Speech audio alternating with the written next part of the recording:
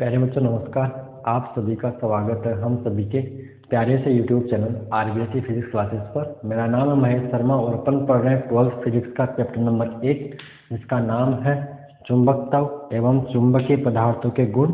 और इसमें अपन आज पढ़ने वाले हैं चुंबकीय पदार्थों के वर्गीकरण में इसका दूसरा जो है अनुचुंबकीय पदार्थ। इससे पिछले वीडियो में अपन ने पढ़ा था प्रतिचुंबकीय पदार्थ के बारे में, जो और उसको असमान चुंबकीय क्षेत्र में रखते थे तो वो अधिक तीव्रता से कम तीव्रता वाले भाग की ओर अल्प विस्थापित होता था। यानी मतलब बाह्य चुंबकीय क्षेत्र के विपरीत दिशा में चुंबकित हो जाता था। और प्रतिचुंबक तो सभी पदार्थों का गुण है, यानी कि एक यूनिवर्सल प्रॉपर्टी, सार्वत्रिक गुण है। इसमें आज पढ़ रहे हैं अनुचुंबकीय पदार्थ। ये क्या होते हैं? इसको इंग्लिश में बोलते हैं पैरामैग्नेटिक मटेरियल्स। ठीक है, देखिए वो पदार्थ जिसको अपन बाह्य चुंबकीय क्षेत्र में रखें तो वो क्या होगा, कम तीव्रता से अधिक तीव्रता की ओर अल्प विस्थापित, खतरनाक नहीं, अल्प विस्थापित हो जाएगा।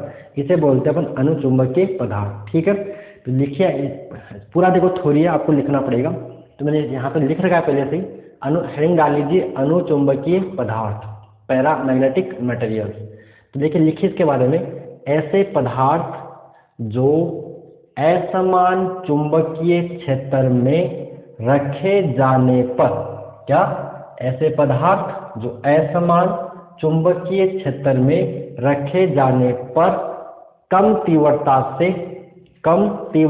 से अधिक तीव्रता वाले भाग की ओर अल्प विस्थापित होते हैं। अर्थात चुंबकीय क्षेत्र में, यहाँ लिखा हुआ है, अर्थात चुंबकीय क्षेत्र में अल्प आकर्षित होते हैं। अल्प चुंबकीय क्षेत्र में अल्प आकर्षित होते हैं, अनुचुंबकीय पदार्थ कहलाते हैं। ठीक है, ऐसे पदार्थ चुंबकीय क्षेत्र में, आगे फुल स्टॉप, ऐसे पदार्थ चुंबकीय क्षेत्र में रखे जाने पर चुंबकीय क्षेत्र की दिशा में, रखे जाने पर चुंबकीय क्षेत्र की दिशा में कुछ चुंबकित हो जाते हैं। क्लियर? ऐसे पदार्थ जिनको अपन बाह्य चुंबकीय क्षेत्र में रख दे तो वो कम तीव्रता से अधिक तीव्रता वाले भाग की ओर अल्प विस्थापित होते हैं, यानी वो चुंबकीय क्षेत्र की दिशा में कुछ चुंबकीय गुण ग्रहण कर लेते हैं, यानी चुंबकित हो जाते हैं। ऐसे गुण बोलते हैं अनुचुंबकीय पदार्थ। क्लियर? मैं फिर से रिपीट कर दूं, ऐसे पदार्थ जो असमान चुंबकीय क्षेत्र में रखे जाने पर कम तीव्रता से अधिक तीव्रता वाले भाग की ओर अल्प विस्थापित होते हैं, अर्थात चुंबकीय क्षेत्र में अल्प आकर्षित होते हैं, अट्रैक्ट होते हैं, अनुचुंबकीय पदार्थ कहलाते हैं। ठीक है, फुल स्टॉप। ऐसे पदार्थ चुंबकीय क्षेत्र में रखे जाने पर चुंबकीय क्षेत्र की दिशा में कुछ चुंबकित हो जाते हैं। यह होगी इसकी परिभाषा। आगे अगर एग्जाम्पल, तो एग्जाम्पल में नीचे लिखो, लाइन चेंज कर देखना नीचे। Example, sodium Na, calcium, aluminium O2 at STP मतलब स्टैंडर्ड टेम्परेचर प्रेशर, मानक तापमान एटसेट्रा। लिख लिया? क्लियर? अब ये जो गुण है वो कौन से पदार्थों में पाया जाता है? तो ये गुण पाया जाता है उन पदार्थों के परमाणु या अणुओं में जिनमें अयुग्मित इलेक्ट्रॉन, अयुग्मित इलेक्ट्रॉन मतलब जैसे मान लो आप केमिस्ट्री में बनाते हो, इसमें इलेक्ट्रॉन पैर, इसको तो आप बोलते हो युग्मित, इसको आप क्या बोलते हो? युग्मित। इसे आप क्या बोलते हो? एक चक्र ऊपर, तो ऐसे चक्र प्लस हाफ माइनस हाफ, वही चक्र संख्या। ठीक है, अब इसमें क्या होता है, इसमें इलेक्ट्रॉन युग्मित नहीं होते, यानी ऐसे, जैसे मान लो यहाँ पे कुछ इसमें युग्मित है, इसमें युग्मित यानी पैर नहीं बन रहा। तो यहाँ पे होता क्या है कि एक दूसरे के चुंबकीय आघूर्ण को निरस्त नहीं कर पा रहे। यहाँ पे निरस्त हो गया लेकिन इसका निरस्त नहीं हुआ, क्योंकि ऊपर है, ये भी ऊपर है, यानी इसका वो दूसरा कैंसिल करने के लिए इसके पास नहीं है।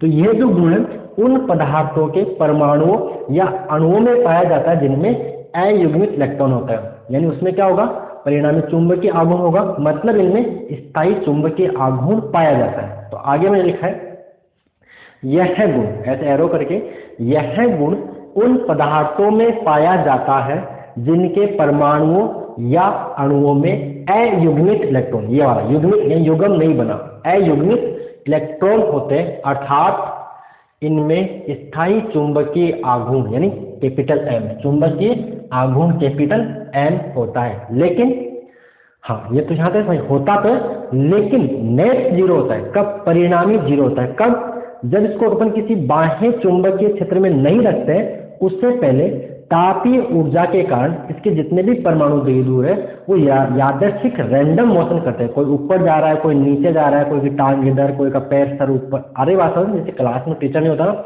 वाली कंडीशन होती है यहाँ पे, कोई ऊपर सर ऐसा, कोई टेबल को उधर खींच रहा है, कोई इधर खींच रहा है, ऐसा नाच रहा है, ऐसा कोई ऐसा यहाँ पे हो रहा है कि ये। लेकिन बाह्य चुंबकीय क्षेत्र की अनुपस्थिति में परमाणुओं की यादृच्छिक तापीय गति, थर्मल एनर्जी, तापीय गति के कारण इनका परिणामी चुंबकीय आघूर्ण शून्य होता है।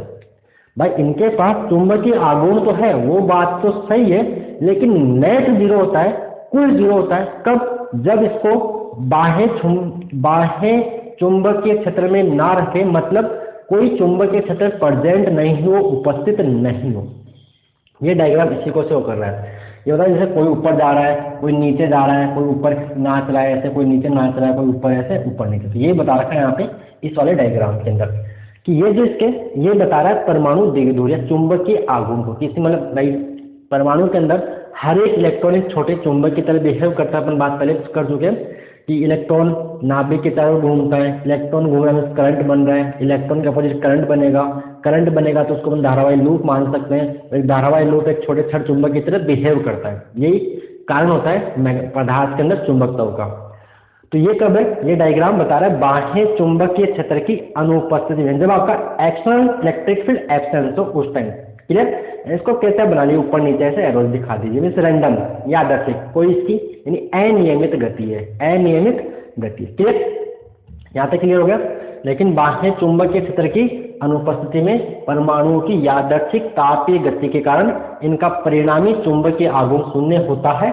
और इसके नीचे बनाओ ये वाला डायग्राम। क्लियर, ठीक है। अब आते हैं इस डायग्राम के ऊपर, ये क्या चीज है, इसके नीचे डायग्राम बना देना और अब रुकना, सुनिए। अब जैसे ही अपन इस चुंबक अनुचुंबकीय पदार्थ को किसी बाह्य चुंबकीय क्षेत्र में रख दे, तो जैसा चैप्टर फर्स्ट इलेक्ट्रिक फील्ड विद्युत क्षेत्र, विद्युत द्विध्रुव में क्या लगता है, बलागुण, तो वो विद्युत क्षेत्र की दिशा में विद्युत द्विध्रुव विद्युत क्षेत्र की दिशा में संरेखित हो जाता था। सिमिलरली यहाँ पर भी प्रत्येक परमाणु द्विध्रुव पर जैसे इसको अपने बाह्य चुंबकीय क्षेत्र में रखा, तो प्रत्येक परमाणु द्विध्रुव पर बलागुण लगता है। किसकी वजह से, इस बाह्य चुंबकीय क्षेत्र के कारण, जिससे इसके सारे के सारे परमाणु द्विध्रुव इस चुंबकीय क्षेत्र की दिशा में अलाइन हो जाते हैं, संरेखित हो जाते हैं, इनका अलाइनमेंट हो गया, इसकी दिशा में लग गए, एक के पीछे एक लग गया। अब इसमें क्या हो गया, इसमें चुंबकीय आघूर्ण उत्पन्न हो गया। इस टाइम इसका नेट जीरो था तो यहाँ भी, लेकिन कुल जीरो था। अब यहाँ पे क्या हुआ, सारे एक दिशा में लगे, किसकी वजह से, इस बाह्य चुंबकीय क्षेत्र की वजह से। ठीक है, तो जितना ज्यादा बाह्य चुंबकीय क्षेत्र होगा उतना ही ज्यादा अलाइनमेंट होगा, उतने ही ज्यादा इसकी दिशा में संरेखित, मतलब इसकी दिशा में ये रेखित हो जाएंगे, लग जाएंगे, है ना। इसकी दिशा में सारे इधर हो गए, सारे किधर हो गए, इधर हो गए, किसकी, इस बाह्य चुंबकीय क्षेत्र की दिशा में। तो ये डायग्राम में बाह्य चुंबकीय क्षेत्र की उपस्थिति में। तो क्या करोगे आप, ये लाइन लिखिए, ये लाइन देखो, ये लाइन लिखिए यहाँ पे, इसके बाद ये डायग्राम के बाद ये लाइन क्या लिखा है, ये जो मैंने बोला वो लिखा हुआ है कि बाह्य चुंबकीय क्षेत्र में प्रत्येक परमाणु द्विध्रुव, हर एक पर, प्रत्येक परमाणु द्विध्रुव पर बल आघूर्ण टॉर्क लगता है, mg sin थीटा। पढ़ा ना mg sin थीटा, जैसे चैप्टर फर्स्ट में t sin थीटा, वैसे यहाँ पे mg sin थीटा। बाह्य चुंबकीय क्षेत्र में प्रत्येक परमाणु द्विध्रुव पर बल आघूर्ण लगता है, जो इन्हें बाह्य चुंबकीय क्षेत्र के समांतर, इसके समांतर संरेखित करने का प्रयास करता है। ऐसा नहीं सारे तो नहीं हो पाएंगे, यानी लगभग हो जाएंगे। जितना ज्यादा बाह्य चुंबकीय क्षेत्र होगा उतना ही ज्यादा अलाइनमेंट होगा, उतने इसकी दिशा में लग जाएंगे। तो इसको हम बढ़ा सकते हैं, इस बाह्य चुंबकीय क्षेत्र को बढ़ा के, या फिर तापमान को बहुत कम कर दें। ठीक है, तो क्या बोला कि मैं फिर से रिपीट कर रहा हूँ, बाह्य चुंबकीय क्षेत्र में प्रत्येक परमाणु द्विध्रुव पर बलाघूर्ण लगता है, जो इन्हें बाह्य चुंबकीय क्षेत्र के बाह्य क्षेत्र में चुंबकीय क्षेत्र के समांतर संरेखित करने का प्रयास करता है, जिससे इनकी चुंबकीय प्रवृत्ति बढ़ जाती है, यानी मैग्नेटाइज हो गया, इनमें चुंबकत्व के गुण आ गए। चुंबकीय प्रवृत्ति बढ़ जाना में चुंबकत्व के गुण आ जाना, जिससे इनकी चुंबकीय प्रवृत्ति बढ़ जाती है और पदार्थ बाह्य चुंबकीय क्षेत्र की दिशा में चुंबकीय आघूर्ण ग्रहण कर लेता है। तो आप ये नोट कर लीजिए और ये नोट करने के बाद इसके नीचे डायग्राम बना लीजिए। जैसे बोर्ड में ये टॉपिक हटा दिया, लेकिन अपने को जैसे आगे BS वगैरह पढ़ना है तो उसके लिए अपने लोह चुंबकीय पहले पदार्थ पढ़ने पड़ेंगे, तो मुझे नॉलेज होना जैसे कि चैप्टर सबसे क्लियर से अपने आराम से ढंग से समझ में आ जाए। हालांकि बोर्ड ने वैसे टॉपिक हटा रखा है, आप ये चीज़ें केमिस्ट्री में पढ़ते हो वैसे तो, प्रतिचुंबकीय अनुचुंबकीय जो भी सारी पदार्थ है। क्लियर हो गया यहाँ तक। जैसे इसका बाह्य चुंबक क्षेत्र में रखोगे तो सारे के सारे जो परमाणु द्विध्रुव है या चुंबक के द्विध्रुव है, परमाणु द्विध्रुव चुंबक के द्विध्रुव, हर एक परमाणु एक चुंबक के द्विध्रुव की तरह बिहेव कर रहा है, व्यवहार कर रहा है। तो सारे चुंबक के द्विध्रुव या परमाणु द्विध्रुव इस बाह्य चुंबकीय क्षेत्र की दिशा में संरेखित हो जाएंगे, इसकी दिशा में लग जाएंगे। तो इसके बाद आप डायग्राम बना लेंगे। क्लियर, आगे बात करते हैं अपन इन अनुचुंबकीय पदार्थों के गुणों की, properties of paramagnetic materials. Clear यहाँ तक? ओके, हो गया यहाँ तक। अब आ जाइए यहाँ पे, अब आप लिख लीजिए अनुचुंबकीय पदार्थों के गुण। अनुचुंबकीय पदार्थों के गुण, प्रॉपर्टीज ऑफ पैरामैग्नेटिक मटेरियल। तो पहली बात तो इनका चुंबकीय आघूर्ण 0 नहीं होता है, इनमें कुछ चुंबकीय आघूर्ण होता है। देखिए तो लिखिए पहला पॉइंट नंबर 1 नोट कीजिए, हेडिंग ला ली, इनका परिणामी चुंबकीय आघूर्ण शून्य नहीं होता, यानी इनमें कुछ स्थायी स्टेबल मैग्नेटिक मूवमेंट, स्थायी चुंबकीय आघूर्ण पाया जाता है। तो पहली लाइन लिख लीजिए, इनका परिणामी चुंबकीय आघूर्ण शून्य नहीं होता है। क्लियर। दूसरी लाइन है, ये बाह्य चुंबकीय क्षेत्र में अल्प आकर्षण है, अल्प छोट ऐसा नहीं खतरनाक तरीके से नहीं, खतरनाक वो होगा आपका लोह चुंबक। तो ये बाह्य चुंबकीय क्षेत्र में कम तीव्रता से अधिक तीव्रता वाले भाग की ओर अल्प विस्थापित होते हैं, मतलब अल्प आकर्षित होते हैं। तो पॉइंट नंबर 2 यही है, ये बाह्य चुंबकीय क्षेत्र में अल्प आकर्षण यानी होल अट्रैक्शन होता है, अल्प आकर्षित होते हैं। पॉइंट नंबर 2 क्लियर, ये बाह्य चुंबकीय क्षेत्र में अल्प आकर्षित होते हैं। क्लियर। उसके बाद पॉइंट नंबर 3 है, इनकी चुंबकीय प्रवृत्ति यानी आपका एक्शन, ये रहा चुंबकीय प्रवृत्ति जो होती है धनात्मक होती है और बहुत कम होती है, बहुत कम 1 के आसपास। इसकी जो वैसे जो रेंज है वो होती है लगभग 10⁻³ से 10⁻⁶ होती है, और इसकी यूनिट कुछ होती नहीं है, 10⁻³ से 10⁻⁶। यानी पॉइंट नंबर 3 है, इनकी चुंबकीय प्रवृत्ति, किनकी? अनुचुंबकीय पदार्थों की, इनकी चुंबकीय प्रवृत्ति धनात्मक व बहुत कम होती है। इनकी चुंबकीय प्रवृत्ति धनात्मक व बहुत कम होती है। ये इसका पॉइंट नंबर 3। पॉइंट नंबर 4 है, इनकी आपेक्षिक चुंबकीय पारगम्यता 1 से अधिक, मीन्स जो म्यूआर है वो इसका ग्रेटर देन 1 होता है। म्यूआर इनकी आपेक्षिक चुंबकीय पारगम्यता 1 से अधिक होती है। 1 से अधिक हो गई तो यहाँ से अपन पॉइंट नंबर 5 बोल सकते हैं mu greater than mu naught. भाई म्यू आर क्या होता है? म्यू आर होता है म्यू बटे में म्यू नॉट। अगर इसका मान म्यू आर का मान 1 से ज्यादा आ रहा है, इट मीन्स क्या हो गया? आप यहाँ से बोल सकते हो म्यू ग्रेटर देन, ये इसका मान इससे बड़ा होगा तभी तो इसका आंसर 1 से बड़ा आएगा। अरे भाई बड़ी संख्या में छोटी संख्या में बाहर होगी तभी तो आंसर बड़ा आएगा 1 से। अगर छोटी में बढ़ेगा तो 1 से छोटा आएगा। तो यहाँ से अपन बोल सकते हैं कि mu greater than mu naught होता है इनके लिए, यानी इनके लिए जो म्यू है वो यानी निर्वात की विद्युतशीलता से अधिक होगा। अगर ये अधिक है तो निर्वात इसमें क्या होगा? इससे गुजरने वाले म्यू क्या होता है? म्यू क्या होता है? आपकी चुंबकीय पारगम्यता। चुंबकीय पारगम्यता मतलब क्या होती है? चुंबकीय पारगम्यता, चुंबकीय पारगम्यता का मतलब है किसी माध्यम से मतलब गुजरने वाली, मतलब किसी माध्यम से चुंबकीय क्षेत्र रेखाओं के गुजरने की क्षमता, कैपेसिटी, जिसकी क्षमता ज्यादा है। यानी इसमें जो चुंबकीय क्षेत्र रेखा की संख्या होगी वो निर्वात से ज्यादा होगी। अगर निर्वात में मान लो 5 लाइन गुजर रही है तो इसको रखने पर, अनुचुंबकीय पदार्थ वहां रखने पर वहां से 6 गुजरेगी, मतलब ज्यादा 5 से ज्यादा गुजरेगी, चाहे 6 या 7। एक एग्जाम्पल दिया मैंने आपको समझने के लिए। तो आगे mu greater than mu naught. और पॉइंट नंबर 6 इसी से रिलेटेड है कि अनुचुंबकीय पदार्थ को चुंबकीय क्षेत्र में रखने पर, अनुचुंबक यहाँ तो हो गया पॉइंट नंबर 5 तक। पॉइंट नंबर 6 से आ जाइए, इसी से रिलेटेड है, क्या है? अनुचुंबकीय पदार्थ को चुंबकीय क्षेत्र में रखने पर इसमें से गुजरने वाली चुंबकीय क्षेत्र रेखाओं की संख्या निर्वात की तुलना में अधिक होती है। इसके लिए नीचे डायग्राम आपको बना रखा है कि ये कोई अनुचुंबकीय पदार्थ है तो चुंबकीय क्षेत्र वो खींच लेता है, खींच के ले आता है, चुंबकीय क्षेत्र वो अपनी ओर खींच के ले आता है, इसकी ये प्रॉपर्टी है। क्लियर? तो ये हो गया अनुचुंबकीय पदार्थ को चुंबकीय क्षेत्र में रखने पर इसमें से गुजरने वाली चुंबकीय क्षेत्र रेखा की संख्या निर्वात की तुलना में अधिक होती है। नीचे डायग्राम बना लीजिए। क्लियर? पॉइंट नंबर 7 जो आपने पढ़ लिया वैसे ये कि असमान चुंबकीय, यहाँ तक क्लियर। उसके बाद ये रहा पॉइंट नंबर 7, असमान चुंबकीय क्षेत्र में ये कम तीव्रता से अधिक तीव्रता की ओर अल्प विस्थापित, खतरनाक नहीं, अल्प। असमान चुंबकीय क्षेत्र में ये कम तीव्रता से अधिक तीव्रता की ओर अल्प विस्थापित होते हैं। क्लियर? ये था पॉइंट नंबर 7। पॉइंट नंबर 8 जैसा हमने पढ़ा था, प्रतिचुंबकीय पदार्थ की जो चुंबकीय प्रवृत्ति है वो टेम्परेचर पर, तापमान पर निर्भर नहीं करती, लेकिन इनकी चुंबकीय प्रवृत्ति तापमान पर निर्भर करती है और ये परम ताप के व्युत्क्रमानुपाती होती है। क्लियर? तो ये आपका पॉइंट नंबर 8 है कि इनकी चुंबकीय प्रवृत्ति आप नोट करते जाइए या फिर लास्ट के बाद पॉज पे आप एक साथ नोट कर लेना, जैसे आप करें, लेकिन मेरे साथ आप साथ साथ नोट करते जाइए, सही रहेगा।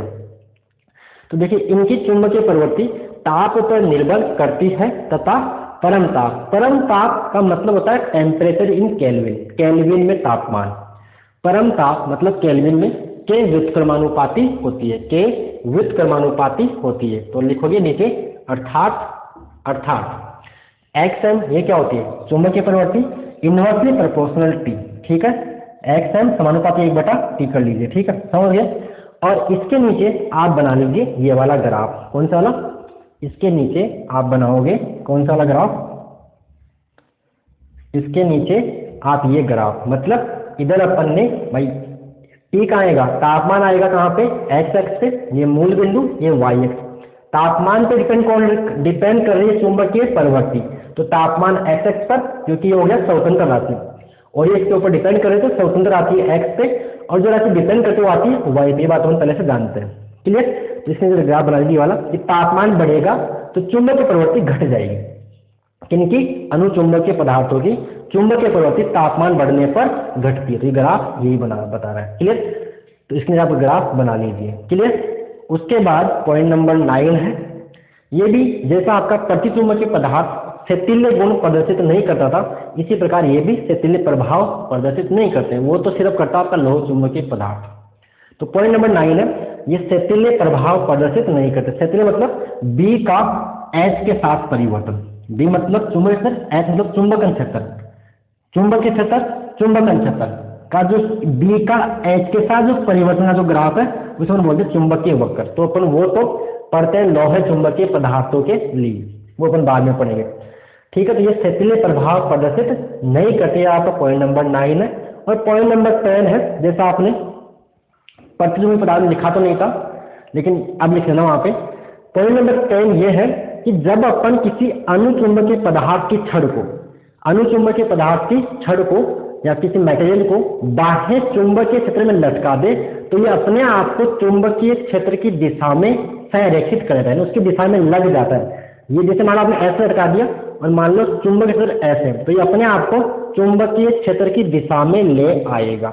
जबकि पॉइंट नंबर वहां आप लिख लेना, प्रतिचुंबकीय पदार्थ में नहीं बताया था आपको कि अगर प्रतिचुंबकीय पदार्थ को या प्रतिचुंबकीय पदार्थ की छड़ को किसी बाह्य चुंबकीय क्षेत्र में लटका दे, तो वो अपने आप को चुंबकीय क्षेत्र की दिशा के लंबवत 90 पे, अगर आपने ऐसे मान लो लटकाया तो चुंबकीय क्षेत्र क्या हो जाएगी, प्रतिकर्षित हो जाएगी, यानी उसके लंबवत हो जाती है।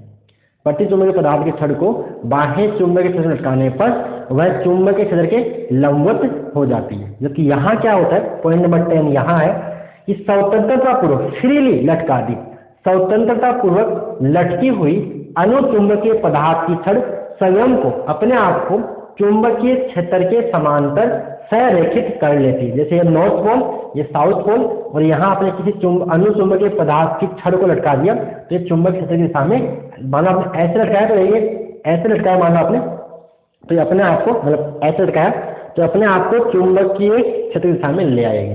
क्लियर? तो ये था आपका अनुचुंबकीय पदार्थ के बारे में। ठीक है, तो आप इसको एक बार पॉज करके नोट पूरा कर लीजिए। वैसे बोर्ड ने ये टॉपिक हटा दिया, लेकिन फिर भी आपको नॉलेज के लिए आपको पढ़ लेना चाहिए, टाइम अपने पास बहुत है। एग्जाम तो किसी को पता नहीं, मेरे हिसाब से जहाँ तक लगता है उस हिसाब से एग्ज़ाम मई से पहले तो चांसेस नहीं है।